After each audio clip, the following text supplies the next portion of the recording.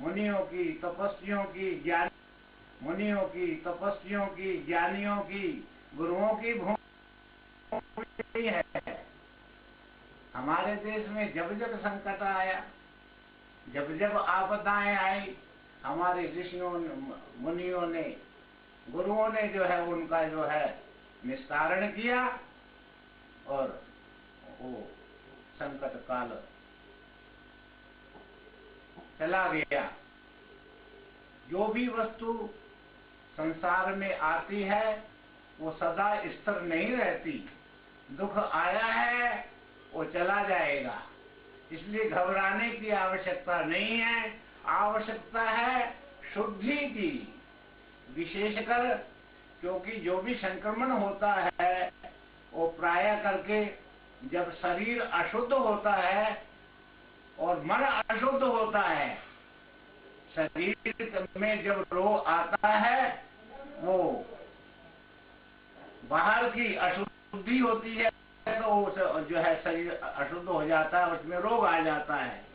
और मन जब कमजोर हो जाता है तो जगह मानसिक बल भी जो है दुर्बल हो जाता है। इसलिए शरीर को स्वस्थ रखने के लिए आवश्यकता है। हमारे ऋषियों मुनियों ने हमको तो हमारे माता पिता ने जन्म से सिखाया। हम लोगों का जन्म गांवों का जन्म है।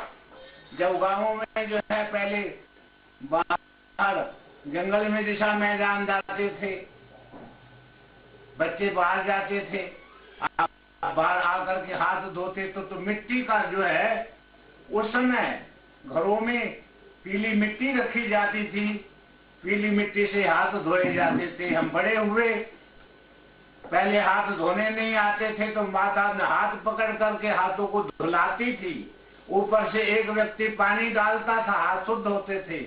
हमको कुल्ला करना नहीं आता था तो वो कुल्ला कराते थे। बड़े हुए तो हम अपने आप करने लगे। ये हमारे जन्म काल का है। इसलिए सबसे पहला गुरु कौन है? माता है, गुरुदेव माता। पर हमारे वैदिक मंत्र है मातृ देवो भव, पितृ देवो भव, अतिथि देवो भव, आचार्य देवो भव। तो माता पिता की शिक्षा पूर्ण रूप से प्राप्त कर लेता है तो जो है संसार में कभी असफल नहीं होता। माता ने ये सब सिखाया। हमको याद है बचपन में हमने झूठा कुछ खा करके, फिर उसमें मिट्टी के घरों में पानी होता था, दूर से गांवों में कुओं से भर करके जल लेकर के आते थे। झूठा हाथ घड़े को लगा दिया, माता ने थप्पड़ मारा, चपेट मारी, तमाचा मारा। तो घड़ा झूठा कर दिया, हमारे सामने घड़ा फोड़ दिया गया। तब घड़ा हमको ज्ञान हुआ कि हमको आगे से ये गलती नहीं करनी। अचानक बाहर सोच करके आए और हाथ कहीं शरीर को लगा दिया, तब जो है तब गाल पर जो है तो फिर शिक्षा मिली, नहीं मिट्टी से हाथ मांजो, ऐसे मांजो, 1 बार नहीं, 2 बार नहीं, 3 बार नहीं, 4 बार, 5 बार। यही तो जो है आज हमारे मोदी जी से हमको सिखा रहे हैं, सब लोग सिखा रहे हैं, आप लोग सिखा रहे हैं, डॉक्टर लोग सिखा रहे हैं कि भाई हाथ धो। हमको तो बचपन से सिखाया गया। हमारी संस्कृति, भारतीय संस्कृति, सनातन संस्कृति बचपन से ही ये शिक्षा कर देती है कि हमको किस प्रकार से जो है रहना है। आहार शुद्ध हो सत्व शुद्धि। यदि हमारा आहार भी शुद्ध होगा, हमारे में सत्व आएंगे, और यदि सत्व हम होंगे तो जो है हमको जो है उस परमेश्वर करेंगे। उस परमेश्वर का चिंतन करने के कारण हम अनर्थ का चिंतन नहीं करेंगे कि हम चीज पहले से सिखाई गई। हमको तो ये भी बतलाया गया कि किस दिशा में हमको जो है लघु शंका करनी है, तो किस दिशा में जाना है, हाथ कितने बार, 10-12 बार हाथ मारने, पैर मांगने। और यही हमको जो है हमारे धर्म स्थलों में सिखाया है। हम गुरुद्वारे में जाते हैं, आपकी व्यवस्था ये है, गुरुद्वारे के द्वार पर शुद्ध पानी चलाया जाता है, जिसको जो है चरण पादुका बोलते हैं। वहां पर पहले चलता रहता है। दोनों तरफ इधर वाश बेसन है, इधर वाश बेसन, हाथ धो करके जो है पहले हाथ धो, कुल्ला करो, और उसके बाद पैर धो करके मंदिर में प्रवेश करो, हरि मंदिर में प्रवेश करो। वहां बाहर का, क्योंकि यदि आप अशुद्ध अपना जूता चप्पल पहनेंगे, उससे जो है आपका जो है वातावरण, जहां भी आप उस पैर को रखेंगे वो अशुद्ध हो। उसके लिए हमारे पूर्वजों ने पहले जल में पैर धो करके जाओ और दंडोत करो, उससे जो है हमारा प्राणायाम हो जाता है, सूर्य नमस्कार हो जाता है, हमारी एक्सरसाइज हो जाती है। ये हमारे गुरुओं ने, हमारे माता पिता ने हमको ये शिक्षाएं दी हैं, हम उसका पालन करेंगे, कोई भी संकट हमारे पास नहीं आ सकता, कोई भी बीमारी हमारे पास नहीं। बचपन में ही हमारे घरों में जो है, हरेक घर के, हरेक गांव में कितने ही नीम के वृक्ष होते थे, बच्चों को सिखाते थे दातन करो, नीम की दातन। उस समय ये टेस्ट वगैरह तो जानता ही नहीं था, हम लोगों ने भी नहीं जाना था। ये तो जब हम शहरों में आए तब हमको ये पता चला कि और कितना साधारण प्रयोग है, जहां पर गांव में कुछ भी नहीं, वनवासी आदिवासी क्षेत्रों में भी जो है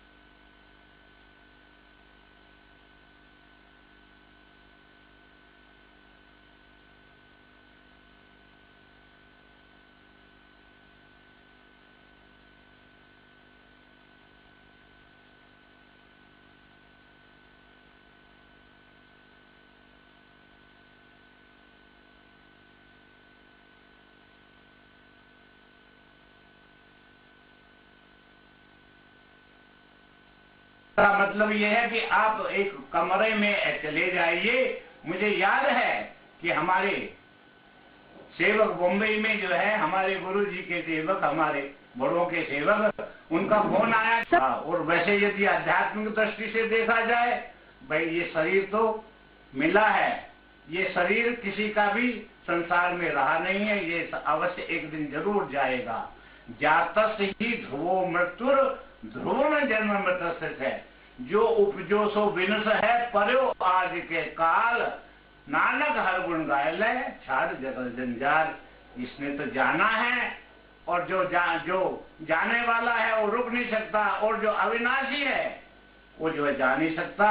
इसलिए आत्मा तो अजर है, अमर है, नित्य है, शाश्वत है। आप शुद्ध हैं। माता मंदालसा ने भी तो अपने पुत्रों को यही कहा, शुद्धोषि बुद्धोषि निरंजनोषि, संसार माया परिवर्जितोषि, संसार सपनम त्यज मोह निद्रा, मदालसा वाक्य मुवाच पुत्रम।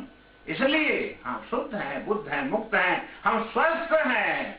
अपने को कभी कमजोर मत, जो है मन में कमजोरी मत लाओ। और ये क्या कहते हैं आपके सेंटिन को, जिनसे हाथ धोते हैं, हाँ, ये भाई बार बार हाथ धो, पैरों को धो, और नियमित रूप से दिन में 2 बजे यदि आप बाहर जाते हैं तो गर्म पानी से आकर के स्नान करो। हमारे महात्माओं ने, हमारे गुरुओं ने बचपन से ही हमको यही समझाया है कि प्रतिदिन वस्त्र बदलने हैं। बाहर यदि जाना है, बाहर से आकर के सभी वस्त्रों को बदलना है, गर्म पानी से स्नान करना है। और आपके पास तो ऐसी ऐसी प्राकृतिक औषधियां हैं भारत में, जो है सबसे बड़ी औषधि तो नीम है। नीम की पत्ती को उबाल करके आप जो है उससे नहाइए तो सब रोग, त्वचा के रोग दूर जो हो जाएंगे। नीम की पत्ती को तोड़ करके खाइए, करेले को खाइए, आपकी शुगर दूर हो जाएगी। जो करो नीम खाइए। अनेक जो है दालचीनी है, लवंग है और अजवाइन है। ये जो है इनका आप सेवन करेंगे तो आप में जो है आत्मशक्ति भी बढ़ेगी। और तो क्या, और जो है भाई ये आपको मेवे आदि ऐसे ऐसे पदार्थ हैं, आपको ये दुर्लभ देह प्राप्त हुई है। दुर्लभ देह पाई बड़भागी, नाम न जपे से और नाम का स्मरण करिए, प्रभु का स्मरण करिए कि आपको जो है स्वस्थ शरीर प्राप्त हुआ है। और यह इस स्वस्थ शरीर के द्वारा हम उस परमात्मा को प्राप्त कर सकते हैं। क्योंकि जो है शरीर माध्यम खलु धर्म साधनम। धर्म, यदि आपका शरीर स्वस्थ है, मन स्वस्थ है, तो आप धर्म, अर्थ, काम, मोक्ष इन सब की प्राप्ति कर सकते हैं। घबराने की आवश्यकता नहीं है भाई, मन को कमजोर करने की आवश्यकता नहीं है। उठो, जागो और अपने स्वरूप को पहचानो। उत्तिष्ठ जागृत प्राप्त और अनुभोदत क्षुरस्वधारा निशिता दुर्तया दुर्गम पतस्त कवयो वदंती। जाग लियो रे मना, जाग लियो क्यों गाफल सोया। जो तन उपजो संगी सो भी साथ में हो गया। ये जो है ये शरीर साथ जाने वाला नहीं है। आप इतने मन को क्यों कमजोर करते हैं? आप उठो, जागो, उत्तिष्ठ जागृत प्राप्त हो। अब उस अमृत के पुत्र हो, आप कभी जो है मर नहीं सकते। आप तो अजर हैं, अमर हैं, शाश्वत हैं। इसलिए उस परम पिता परमात्मा को पहचानो जो आपके अंदर है। वो सब में है। अव्वल अल्लाह नूर उपाया कुदरत के सब बंदे, एक नूर ते सब जग उपजा, कौन भले को मंदे। सब में ज्योत ज्योत है सोई, त्रिदे चानन सब में चानन होई। गुरबाणी ये कह रही है, महापुरुष कह रहे हैं, वेद शास्त्र कह रहे हैं। और भाई आप अपना ख्याल रखें, जान है तो जहान है। हमारी सरकारों ने जो कह रही हैं, हमारे और सबसे बड़ी शिक्षा तो जो है हमको अपने बड़ों से लेनी चाहिए। मातृ पितृ भक्त होना चाहिए। मातृ देवो भव, पितृ देवो भव, अतिथि देवो भव, आचार्य देवो भव। और सबसे बड़ी बात तो ये है, जब हमारे प्रधानमंत्री भाई जो कार्य करते हैं, पहले माता को प्रणाम करके उनकी आज्ञा लेकर के करते हैं, तो कम से कम ये शिक्षा तो उनसे प्राप्त करो। आज हमारे माता पिता जो है आप वृद्धाश्रमों में भेज रहे हैं, इस परंपरा को तोड़ो, छोड़ो। और किस परंपरा को? जो हमारे ऋषियों मुनियों की परंपरा है, उसको जो है उसका पालन करो। वो कहाँ से प्राप्त होगी भाई? वो गौ माता का जो है आदर करो, गौ दुग्ध पियो, देसी हरियाणवी गौ का दूध पियोगे। क्योंकि जो जिसने माता का दूध पिया है, उसको जो है कोई भी दुश्मन भी हरा नहीं सकता। वो खम ठोक करके कहता है, आजा माँ का दूध पिया है। तो ये आप लोगों ने माँ का दूध पीना छोड़ दिया है, इसलिए आपका मन कमजोर हो रहा है। जो माँ का जिसने दूध पिया होता है, वो कभी जो है माता का जो है, अपनी मातृभूमि का, अपने देश का, अपने राष्ट्र का अपमान सहन नहीं कर सकता। इसलिए आवश्यकता है हमको अपने गौ माता का आदर करने की, अपने माता का जन्म जो जिसने जन्म दिया है, अपने बुजुर्गों का, और जो हम अपने जो है पूरे आचार्यों का, आज हमने अपने गुरुजनों का सत्कार करना छोड़ दिया। आचार्य जिनसे हम पढ़े हैं, शिक्षा लिए हैं, उनका आदर करना छोड़ दिया। तो ये प्राकृतिक प्रकोप तो होगा। परंतु जब आप अपने स्वरूप में जाग जाएंगे तब अपने जो है माता पिता गुरुजनों का आदर करेंगे, अपने शास्त्रों को पढ़ेंगे और गंदे खान पानों को छोड़ेंगे, तो आप जो स्वस्थ रहेंगे और जो स्वस्थ रहेगा वही उस परम पिता परमात्मा को प्राप्त करेगा और आप निश्चित अपने गंतव्य स्थान तक पहुंचेंगे। ये जो है हम आपको विश्वास के साथ कह सकते हैं कि आपको कोई कुछ नहीं कर सकता। आप तो जो सिंह के पुत्र हैं, एक कहानी हमने सुनी थी कि एक जंगल में एक शेरनी ने जो है शावक को जन्म दिया, पीछे शिकारी था, वो बच्चा जो है नदी में गिर गया, गडरिया ने उसको पाल लिया, वो अपने उसमें मिला लिया भेड़ बकरियों में, तो वो उनमें रहता रहता उन्हीं का जो है घास खाने लगा। एक दिना वन में बस के वनराज के नार ने नाहर जायो, और मिल गया किसको, गडरिया को, और उसने क्या किया, भेड़ों में रख दिया और दूध पियो पुन घास चरायो, घास खाने लग पड़ा। एक दिन उसको जो है कोई महापुरुष मिल गए, अरे तू कहाँ घूम रहा है, तू कौन है, तेरा स्वरूप क्या है? कहते मैं तो जो है भेड़ हूं। कहते नहीं, तू सिंह है, दूध पियो पुन घास चरायो। ऐसे ही ये जो है अपना जो है अपने स्वरूप को भूल करके जो है ये विषय इंद्रियों में ये विकारों को भूल करके जो है ये भूल गया, अपने स्वरूप को भूल गया। दूध पियो पुन घास चरायो, तैसे ही आत्म ज्ञान बिना नर मूढ़ ब्रह्म ते मूढ़ ते नर ब्रह्म ते जीव ते मूढ़ का आयो। ये जो है मूर्ख बना हुआ है। अपने स्वरूप को पहचानो, उठो और जागो। इतना ही हम आपको संदेश देते हैं कि ये बीमारी नाम की कोई चीज नहीं है। आप ये तो आज आई है तो कल जाने वाली है। सर्वे भवन्तु सुखिनः, सर्वे सन्तु निरामया, सर्वे भद्राणि पश्यन्तु, मा कश्चित् दुख भाग भवेत्। नानक नाम चढ़ती कला, तेरे पाने सर्वत का भला हो। शांति शांति शांति।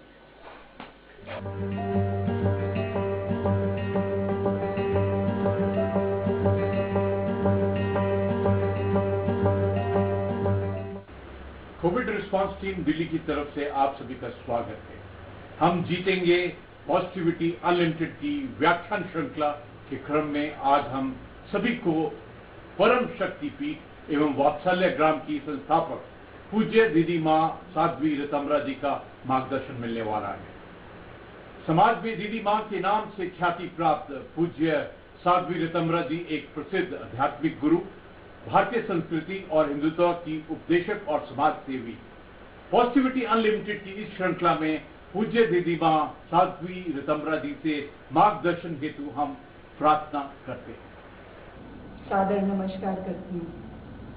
बहुत विचित्र परिस्थितियां हैं, विपरीत परिस्थितियां हैं, लेकिन विपरीत परिस्थितियों में ही समाज के धैर्य की परीक्षा होती है। इन विपरीत परिस्थितियों में जबकि हमारा पूरा देश एक विचित्र महामारी से जूझ रहा है, ये वो समय है जब हमें अपनी आंतरिक शक्ति को जागृत करना है। इस देश ने तपश्चर्या, तप और त्याग की आग क्या होती है उसमें से गुजरना जाना है। उस तपस तेज की आग में से गुजर कर एक कुंदन की तरह चमक कैसे धारण की जाती है, ये मेरे पुरखों ने इसका अनुभव लिया है और हमें वो हमारे धर्म ग्रंथों में वांग्मय रूप में वो प्राप्त है। सच है, विपत्ति जब आती है तो कायर ही को दहलाती है। सूरमा नहीं विचलित होते, पर एक पल एक नहीं धीरज खोते। विघ्नों में राह बनाते हैं, कांटों को गले लगाते हैं। मुख से न कभी उफ कहते हैं, जो आ पड़ता सो सहते हैं। खम ठोंक ठेलता है जब नर, तो पर्वत के जाते पांव उखड़। मानव जब जोर लगाता है तो पत्थर पानी बन जाता है। मनुष्य के सामने, मनुष्य के साहस के सामने, मनुष्य के संकल्प के सामने, उसकी दृढ़ शक्ति के सामने बड़े बड़े पर्वत तक टिक नहीं पाते। आपने देखा नदी का प्रवाह जब प्रवाहित होता है तो वो बड़ी बड़ी चट्टानों को भी रेत में परिवर्तित करने की सामर्थ्य रखता है। इसलिए इस विकट परिस्थिति में जो है वो असहाय होने से समाधान नहीं होगा, अपनी आंतरिक शक्ति को जागृत करना होगा। मैं विचार कर रही थी प्रातःकालीन, तो मुझे एक पौराणिक कथानक स्मरण हो गया। महाभारत का समय था, कुरुक्षेत्र के मैदान में तो श्री हरि भगवान श्री कृष्ण एक टिटिहिरी की करुण क्रंदन को सुन रहे हैं। कुररी, उसको कुररी भी कहा जाता है। वो करुण क्रंदन है, उसमें विलाप है, उसमें व्याकुलता है, उसमें कुछ प्रार्थना है। वो प्राणी जो है, पंछी जो है, भगवान की रथ के चक्र लगा रहा है और चीत्कार कर रहा है। श्री कृष्ण की दृष्टि उस पर पड़ी, उसने अपने मौन में ही प्रार्थना कर ली कि प्रभु, ये जो कुरुक्षेत्र का मैदान है, यहाँ योद्धा से योद्धाओं की तलवारें एक दूसरे से टकराएंगी, पर मेरी तो छोटी सी दुनिया है, दुनिया में कुछ भी हो जाए कुछ फर्क नहीं पड़ता, पर अपनों के साथ कुछ हो जाए तो सारी दुनिया बदल जाती है, तो मेरी इन अंडों का क्या होगा। भगवान थोड़ी सी देर उसको देख के मुस्कुराए और कुरुक्षेत्र के मैदान की अन्य व्यवस्थाओं को देखने में लग गए। वो मूक प्राणी, वो मूक था, वाणी नहीं थी पर वाणी थी, दर्द था और वो करुण क्रंदन पुकार बन गया जब, तो श्री हरि ने उस पुकार को सुना था और अर्जुन से कहा, अर्जुन देख रहे हो सामने वो जो हाथी है, उसके घंटे पर, उसके घंटे की जंजीर पर वाणी चलाओ। वो घंटा जंजीर से अलग होकर नीचे आके धप से गिर गया। 18 दिन वो महायुद्ध चलता रहा, महाकाल वहां मंडराता रहा, मृत्यु तांडव नृत्य करती रही। 18 दिनों के बाद जब शवों से पटी थी वो सारी धरती, और भगवान उसी तरह युद्ध क्षेत्र का निरीक्षण करते करते उस जगह पहुंचे और अर्जुन से कहा, इस घंटे को हटा दो। और जैसे ही वो घंटे को हटाया गया तो उसके नीचे से टिटिहिरी के 4 बच्चे चूं चूं करते जीवित मृत्यु के उस महासागर में जीवन का गीत गाते हुए प्रकट हो गए थे। मुझे स्मरण आ रहा था कि जैसे कुरुक्षेत्र के मैदान